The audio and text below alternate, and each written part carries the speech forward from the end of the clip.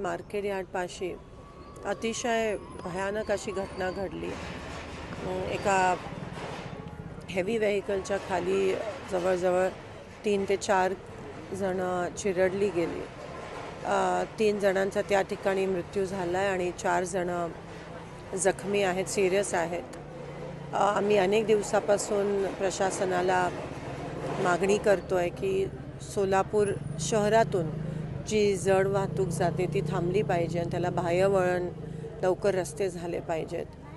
त्यासोबत हा जो मार्केट यार्ड समोरचा जो स्पॉट आहे तो ब्लाइंड स्पॉट आहे आणि तिथे फ्लायओव्हरची मागणी पण करण्यात आली आहे, त्याला पण विलंब लागला आहे। या ब्लाइंड स्पॉटपाशी पण काहीतरी करणं हे गरजेचं आहे।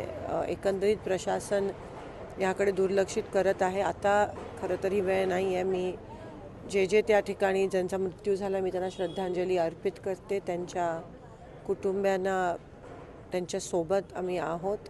पण हे अजून किती दिवस चालणार आहे, कारण का दर आठवड्याला आपल्या सोलापुरात एक ना एक परवाच आमच्या नगरसेविका त्यांची नात चिरडली गेली।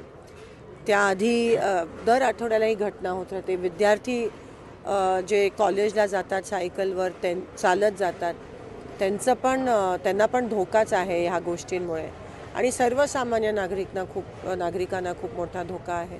हे कुठेतरी थांबणं, प्रशासनाने ह्यावर सिरियसली विचार करणं गरजेचं आहे आणि मी पुनश्च त्यांच्या कुटुंबियास श्रद्धांजली अर्पित करते।